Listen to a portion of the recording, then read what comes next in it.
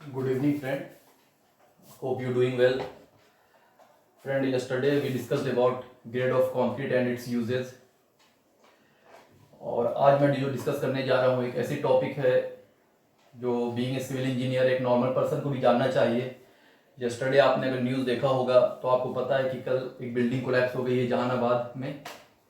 तो आज हम लोग इस चीज़ पर डिस्कस करेंगे कि क्या रीज़न होती है बिल्डिंग कोलैप्स होने की, क्या क्या फैक्टर्स होते हैं, उस चीज़ों को लेकर हम लोग डिस्कस करेंगे कि what is the reason behind it to collapse the building. Okay, so let us start. और दोस्तों एक चीज़ ये कहना था कि yesterday I got a message कि मतलब पर्सनली भी मैसेज आया मेरे पास फ्रेंड स्टूडेंट्स का हमारे कि सर लेक्चर जो आप हिंदी में भी लें। तो मैं कोशिश ये करूँगा कि मैं हिंदी में भी लेक्चर लूँ और इंग्लिश में भी लूँ, इन बिटवीन, मतलब दोनों को मिक्स करके लूँ। क्लियर? सो आज हम लोग स्टार्ट करेंगे कि क्या क्या रीज़न होते हैं किसी भी बिल्डिंग को कोलैप्स होने के। क्लियर? तो फर्स्ट देखिए दोस्तों, बीइंग ए सिविल इंजीनियर, अगर आप एक सिविल इंजीनियर हैं तो बहुत ही ज़्यादा इम्पॉर्टेंट चीज़ ये होती है कि आपको ये समझना होता है कि क्या क्या फैक्टर्स होते हैं कि कोई बिल्डिंग कोलैप्स होती है। तो सबसे पहला जो फैक्टर्स ये होता है वो होता है low bearing capacity of soil. Clear? तो first factor is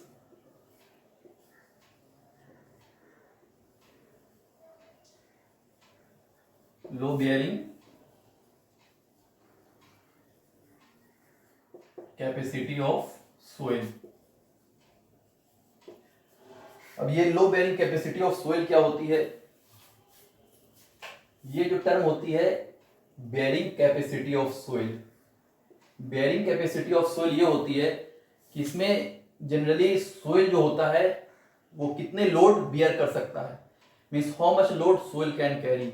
load soil कितना लोड बियर कर सकता है वही उसकी होती है बेयरिंग कैपेसिटी ऑफ सोइल। अब अगर आप कहीं कंस्ट्रक्शन करने जा रहे हैं और उस जगह की सोइल जो है उसकी बेयरिंग कैपेसिटी जो होती है वो 2 फ्लोर या 3 फ्लोर तक वो बियर कर सकता है। अब उस जगह पर आप अगर 4th floor, 5th floor, 6th floor इस तरह से बनाएंगे तो रीजन क्या होगा? सोइल बियर कर नहीं पाएगा। तो उस कंडीशन में क्या होगी कि कोई भी बिल्डिंग कोलैप्स हो जाती है। इसलिए जब भी हम लोग कंस्ट्रक्शन करते हैं तो सबसे पहले जो चीजें होती है वो सोइल की टेस्टिंग की जाती है और सोइल की टेस्टिंग करने के बाद ही किसी भी सोइल की बेयरिंग कैपेसिटी निकाली जाती है। तो पहला जो फैक्टर होता है किसी भी बिल्डिंग को कोलैप्स होने के लिए, वो पहला फैक्टर ये होता है कि किसी भी सोइल की जो बेयरिंग कैपेसिटी अगर लो हो गई और आपने बहुत ज़्यादा लोड उस पर अप्लाई कर दिया है तो रीज़न ये होता है कि बिल्डिंग कोलैप्स हो जाती है। क्लियर? तो ये फर्स्ट कंडीशन होता है किसी भी बिल्डिंग को कोलैप्स होने के लिए। That's all. अब सेकंड हम लोग चलते हैं। सेकंड जो होता है ये होता है पुअर कंस्ट्रक्शन।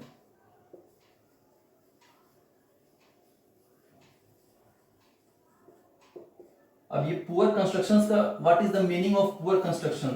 पुअर कंस्ट्रक्शन का मतलब क्या होता है? फ्रेंड, मैंने कल एक लेक्चर लिया ग्रेड ऑफ कंक्रीट पर। तो ग्रेड ऑफ कंक्रीट में ये होती है कि ये जनरली प्रोपोर्शंस होता है और ये शो करता है कि किस ग्रेड की कंक्रीट आप यूज कर रहे हो, उसमें किस क्या प्रोपोर्शंस यूज करना है और किस जगह यूज करना है। In case suppose that M15 लेते हैं हम लोग। अब हम लोगों को पता है कि M15 जो ग्रेड ऑफ कंक्रीट होती है इसकी प्रोपोर्शंस कितनी होती है? 1:2:4। क्लियर? अब ये जो M15 ग्रेड ऑफ कंक्रीट है इसे हम लोग यूज करते हैं जब आप किसी भी रेसिडेंशियल बिल्डिंग की स्लैब बनाते हैं, कॉलम बनाते हैं, बीम बनाते हैं। और इन केस अगर आप कोई कंस्ट्रक्शन कर रहे हो रेसिडेंशियल बिल्डिंग का और M15 की जगह पर आपने अगर M5 यूज कर दिया है, अब M5 की जो प्रोपोर्शन होती है वो कितनी होती है? 1:5:10। तो इससे क्या होता है कि मटेरियल की स्ट्रेंथ कम होती है, क्योंकि मैंने आपको बताया था कि M15 ग्रेड ऑफ कंक्रीट की कैरेक्टरिस्टिक कंप्रेसिव स्ट्रेंथ ज्यादा होती है comparison M5 grade of concrete की। अब आपको ऑलरेडी IS 456/2000 एक कोड आती है जो पूरी मतलब डेफिनेशंस देता है और वो प्रोसेस बताता है आपको कि किस जगह पर क्या कौन सी ग्रेड ऑफ कंक्रीट आपको यूज करनी है। अब हम लोगों को पता है कि M15 ग्रेड ऑफ कंक्रीट जो होती है वो कहाँ यूज करनी है? Slab, beam, column, residential building में। और हमने M15 की जगह पर M5 यूज कर दिया है स्लैब, बीम या कॉलम में, तो उसमें क्या होगी, उसकी स्ट्रेंथ कम हो जाएगी मटेरियल की। तो जब इस मटेरियल की स्ट्रेंथ कम हो जाएगी तो क्या होगी, बिल्डिंग ऑटोमेटिक कोलैप्स ही हो जाएगी ना। At the time of construction के टाइम नहीं हो सके, कोलैप्स नहीं हो मे बी, लेकिन जब धीरे धीरे बहुत ज्यादा उस पर लोड प्रेशर आएगा, वो उतनी ज्यादा मटेरियल स्ट्रेंथ नहीं है, तो लास्ट में क्या होगा, बिल्डिंग कोलैप्स हो जाएगी। तो ये सेकंड रीजन होता है आपका किसी भी बिल्डिंग के कोलैप्स होने के लिए कि poor construction. That's all. Third हम लोग डिस्कस करते हैं इम्प्रॉपर कॉम्पैक्शन। अब इम्प्रॉपर कॉम्पैक्शन का मतलब क्या होता है, जब भी बिल्डिंग की कंस्ट्रक्ट की जाती है तो उसमें आपने देखा होगा कि सबसे पहला जो स्टेज क्या होता है कि हम लोग सर्वे उसकी करते हैं। सर्वे करने के बाद क्या होता है कि उसको आपने देखा है कि उसको प्लिंथ लेवल तक हम लोग क्या करते हैं, कंस्ट्रक्ट, सबसे पहले तो फाउंडेशंस कर लेते हैं। तो फाउंडेशंस में आपने देखा है कि जब फाउंडेशंस आप बनाएंगे तो बनाने के बाद क्या होता है कि जो नीचे की जो फाउंडेशन होती है ना उसको बहुत अच्छी तरह से सोइल को जो होती है उसको कॉम्पैक्ट करना चाहिए, इतनी ज्यादा कॉम्पैक्ट करनी चाहिए कि वो एकदम स्ट्रेंथ हो जाए, एकदम एक दूसरे से पूरी तरह से बाइंड हो जाए, एकदम एकदम हार्ड हो जाना चाहिए। तो उस कंडीशंस में अगर आप प्रॉपर कॉम्पैक्शंस नहीं करेंगे तो प्रॉपर कॉम्पैक्शंस नहीं करने से क्या होगा कि ऑलरेडी एक दूसरे की जो बॉन्डिंग होती है, सोइल की बॉन्डिंग हो गई, रॉक की बॉन्डिंग हो गई, किसी तरह की जो आप प्रोवाइड करते हैं, आपने देखा होगा कि फाउंडेशंस के बाद हम लोग छोटी छोटी रॉक प्रोवाइड करते हैं उसको कॉम्पैक्ट करने के लिए। अब आपने अगर कॉम्पैक्ट अच्छी तरह नहीं किया है तो उस कंडीशन में क्या होगा, उसकी बॉन्डिंग अच्छी तरह से एक मटेरियल एक दूसरे मटेरियल के साथ कॉम्पैक्ट अच्छी तरह से नहीं होगा। तो उसमें क्या होता है कि आपने इम्प्रॉपर कॉम्पैक्शंस किया है, तो उसमें क्या होता है कि धीरे धीरे वो मतलब अपने आप में जो पार्टिकल होते हैं वो धीरे धीरे अलग होने लगते हैं। तो वो भी एक रीजन होता है किसी बिल्डिंग को कोलैप्स होने के लिए। तो जब भी कोई बिल्डिंग की कंस्ट्रक्शन करनी चाहिए तो ये हमेशा याद रखो, आप फ्लोरिंग बना रहे हो, आप फाउंडेशंस बना रहे हो, तो इसमें कॉम्पैक्शन बहुत, it is very important things. Normal आदमी को पता नहीं चलता है, but being a civil engineer we know the value of what is the importance to provide the full compaction, 100% compaction क्यों जरूरत होती है। तो इसलिए मैं, आप जो बंदे सिविल इंजीनियर है वो तो जान रहे हैं, जो बंदे नहीं भी है वो भी मेरा वीडियो देख रहे हैं, तो मैं यही सजेस्ट करूंगा कि जब भी आप कोई बिल्डिंग की कंस्ट्रक्शन करें तो first thing is that you directly consult to the engineer, आप इंजीनियर से कंसल्ट करो, क्योंकि इंजीनियर को पता है कि क्या चीज किस तरह से करनी है, क्या करनी है, उसके साथ साथ कॉम्पैक्शन कैसे करनी है, बहुत सारी चीज होती है। तो ये थर्ड रीजन होता है कि इम्प्रॉपर कॉम्पैक्शंस, क्लियर, किसी बिल्डिंग को कोलैप्स होने के लिए। फोर्थ रीजन जो आपकी होती है, इसे स्क्रीनशॉट ले लें आप अगर आप चाहें तो।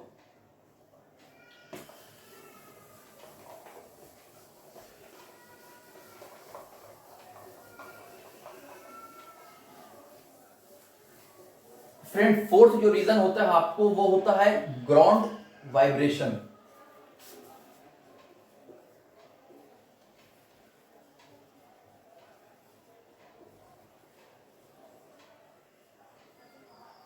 ग्राउंड वाइब्रेशन जिसे हम लोग क्या कहते हैं, अर्थक्वेक। ये हम लोग अर्थक्वेक कहते हैं, क्लियर।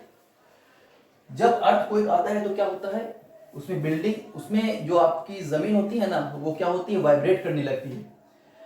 इसलिए जब भी कोई बिल्डिंग को जब आप कंस्ट्रक्ट करो तो उसमें अर्थक्वेक रेसिस्टेंट बिल्डिंग बनाओ। अर्थक्वेक रेसिस्टेंट बिल्डिंग का मतलब क्या होता है कि वो बिल्डिंग अर्थक्वेक को रेसिस्ट कर लेनी चाहिए। अगर कोई बिल्डिंग आपने बनाया है और उसमें अर्थक्वेक रेसिस्टेंट बिल्डिंग नहीं बनाया है तो जब अर्थक्वेक आएगी तो अर्थक्वेक में क्या होता है कि जो आपकी जमीन होती है ना वो पूरी तरह से क्या होती है, वाइब्रेट करती है, मतलब थोड़ी बहुत मूवमेंट होती है, वाइब्रेशंस आ जाती है। तो जब कोई भी चीज आप प्रोवाइड कर रहे हो उसमें वाइब्रेशंस आ रही है और वो उस चीजों को मतलब अपनी तरह मतलब स्ट्रेंथ उसके पास नहीं है कि उस चीजों को वो रेसिस्ट कर दे, तो क्या होगी, वो कोलैप्स हो जाएगी। तो इसलिए जब भी I know the thing that कि जब मैं भी डिजाइन करूँ तो मैं भी एक स्ट्रक्चरल इंजीनियर हूँ, already I am working as a assistant professor and structural design engineer. तो मुझे चीज़ों के बारे में पता है, इस चीज़ों के बारे में कि किस तरह से मतलब जब आप कोई भी लोड को कैलकुलेट करते हो, एनालिसिस करते हो, तो उसमें हम लोग अर्थक्वेक रेसिस्टेंट बिल्डिंग को भी कंसीडर करते हैं, उसकी भी लोड कंसीडर करते हैं कि कितनी लोड अप्लाई करनी है रेसिडेंशियल बिल्डिंग के, मल्टी स्टोरेज बिल्डिंग के लिए, टावर के लिए। तो ये फोर्थ रीजन होता है कि जब कोई भी बिल्डिंग कंस्ट्रक्ट होती है तो वो बिल्डिंग अगर अर्थक्वेक रेसिस्टेंट बिल्डिंग नहीं हुई तो वो रीजन हो जाता है कि बिल्डिंग के कोलैप्स होने के लिए। क्लियर? फिफ्थ रीजन है improper foundation.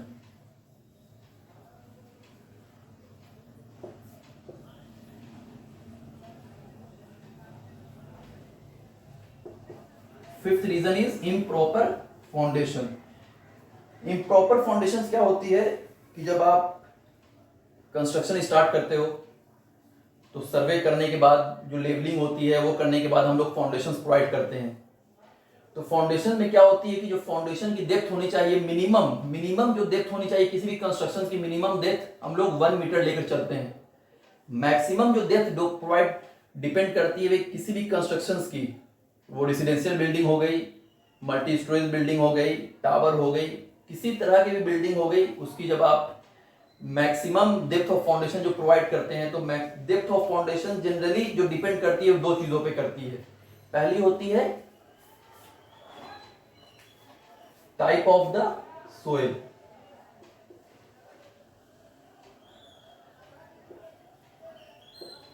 Type of the soil, and second जो होती है टाइप ऑफ द कंस्ट्रक्शन।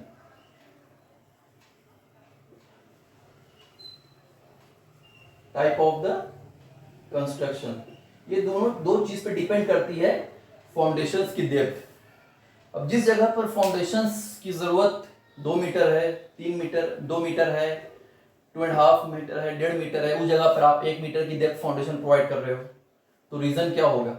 आपको पता है कि पूरी बिल्डिंग जब बनकर तैयार होती है तो जो लोड ट्रांसफर होती है बिल्डिंग की, स्लैब की जो लोड होती है वो बीम पर आती है, बीम से कॉलम पर आती है और कॉलम से फाउंडेशंस पर आती है और वो स्प्लिट करती है। तो कहा जाता है कि जब भी आप बिल्डिंग बनाओ तो बिल्डिंग बनाने में एक चीज हमेशा याद रखना चाहिए कि जितनी की भी बिल्डिंग बन रही है उसका 30% जो कॉस्ट होनी चाहिए वो किस पर होनी चाहिए? स्पेंड फाउंडेशन पे होनी चाहिए। तो अगर आप फाउंडेशन ही अच्छा नहीं बनाओगे तो क्या रीजन होगा? वो बेयर ही नहीं कर पाएगा। अब लोड उस पर आ रही है और आप मतलब आपने फाउंडेशन ही नहीं बनाया, उसकी डेप्थ चाहिए 2 मीटर, आपने दे दिया है आधा मीटर, उसकी चाहिए 3 फीट, आपने दे दिया 1.5 फीट, तो रीजन क्या होगा? वो कोलैप्स हो जाएगा। तो ये भी एक रीजन होता है इम्प्रॉपर डेप्थ ऑफ फाउंडेशन किसी भी बिल्डिंग को कोलैप्स होने के लिए। That's all.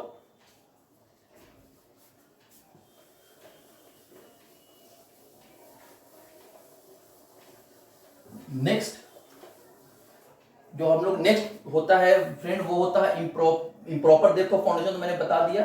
और जो नेक्स्ट होता है वो होता है मतलब लैक ऑफ स्किल लेबर। 5 और things 4 5 may be 6 lack of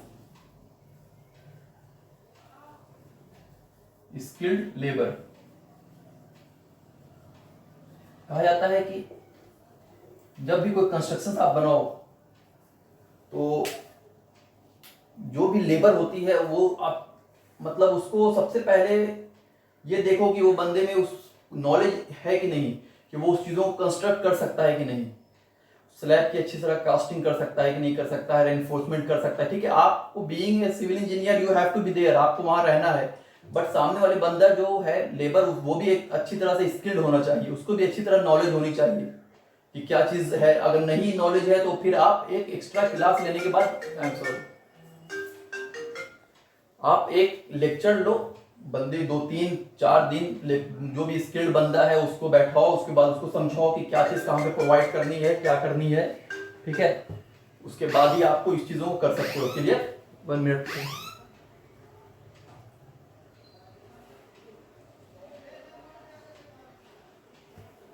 clear? तो ये एक रीजन होता है कि generally lack of skilled labour. तो कोई भी कंस्ट्रक्शन जब आप कर रहे हो तो उसमें हमेशा एक चीज याद रखना कि लेबर क्या होनी चाहिए? स्किल्ड होनी चाहिए। तो फ्रेंड ये सब रीजन होता है किसी भी बिल्डिंग को कोलैप्स होने के लिए।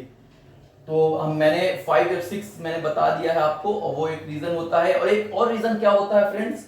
वो होता है improper drainage system.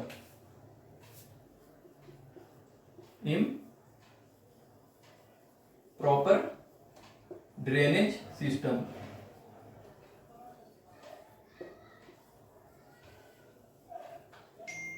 Improper drainage system, अगर ड्रेनेज सिस्टम सही नहीं रहा, इम्प्रॉपर नहीं रहा, तो वो भी एक रीजन होता है बिल्डिंग कोलैप्स होने के लिए।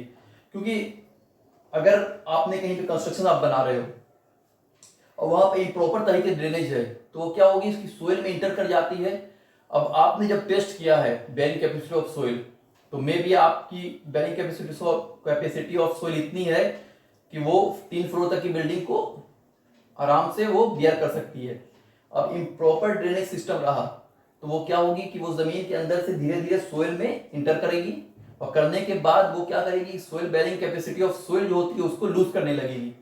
तो लूज करने से क्या होगा कि ऑलरेडी सोइल की बेरिंग कैपेसिटी क्या होगी, थोड़ी कम होने लगेगी। जब कम होने लगेगी, उस पर लोड ज्यादा आता है, तो वो क्या रीजन होगा, तो वो उससे भी क्या होगा, आपकी बिल्डिंग कोलैप्स होने का उसमें डर रहता है। क्लियर?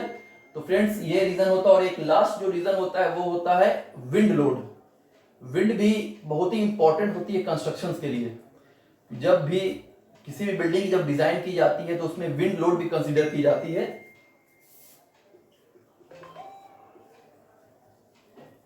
विंड लोड,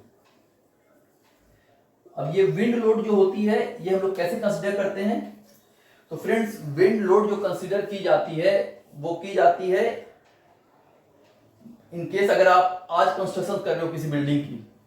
अब विंड लोड क्या होती है, एक नेचुरली चीज होती है, वो कभी कब कितनी आ जाए, उसकी स्पीड क्या हो वो तो पता नहीं है ना। तो अगर आज आप इस कंस्ट्रक्ट कर रहे हो किसी बिल्डिंग को, तो आज से 100 इयर्स या 50 इयर्स बैक तक हम लोग कंसीडर करके देखते हैं कि आज से 50 इयर्स बैक तक मैक्सिमम कितनी विंड की स्पीड आई है, और उससे थोड़ा कुछ ज्यादा लेकर हम लोग चलते हैं और उसको डिजाइन करते हैं। क्लियर? तो ये रीजन होता है फ्रेंड्स, फैक्टर्स होता है कुछ कि किसी बिल्डिंग को कोलैप्स होने के लिए। दैट्स ऑल, एंड होप आप लोग इस चीज़ों को समझ गए होंगे। और मेरा ये सजेस्ट है कि जो भी बिल्डिंग आप बनाओ, कंस्ट्रक्ट करो, तो मतलब मेक श्योर आप इंजीनियर से कंसल्ट करो। एक फ्लोर भी बना रहे हो, दैट ये कोई नहीं है, बस एक फ्लोर में भी एक अच्छी प्लानिंग होनी चाहिए। आप एक इंजीनियर से कंसल्ट करो ना, इंजीनियर से कंसल्ट करोगे तो वो एक अच्छा तरीका आपको बताएगा। आप समझते हो कि आपने एक कंस्ट्रक्शन कर लिया, आपने ईंटा खड़ा कर दिया, बीम खड़ा कर दिया, कॉलम खड़ा दिया, ये हो गया, लेकिन आप जानते नहीं हो कि उसके अंदर कितनी ज्यादा लोड उस पर अप्लाई हो रही है, किस टाइम क्या होगा। आपने देखा भी एक कल जहानाबाद में एक 3 फ्लोर की बिल्डिंग ऑटोमेटिक गिर गई। अब देखिए क्या रीजन है। तो इस तरह से, इसलिए जब भी बिल्डिंग करो तो उसमें अच्छी तरह से एक अच्छे इंजीनियर से कांटेक्ट करो, एक स्ट्रक्चरल जो इंजीनियर है उससे कांटेक्ट करो, एक अच्छा साइट इंजीनियर को रखवाने के बाद पूरी अच्छी तरह मटेरियल टेस्टिंग करने के बाद करो। क्योंकि लाइफ होती है यार, किसी की भी लाइफ है। अब आप सोच लो कि कल जो बिल्डिंग गिरी, अब उसके अंदर कोई अगर फैमिली होगी तो क्या हुआ होगा बताओ। तो इसलिए मेरा सजेस्ट है फ्रेंड्स कि जब भी आप बिल्डिंग की कंस्ट्रक्ट करो तो इंजीनियर से कंसल्ट करने के बाद करो। Clear? Okay friend, that's all, bye.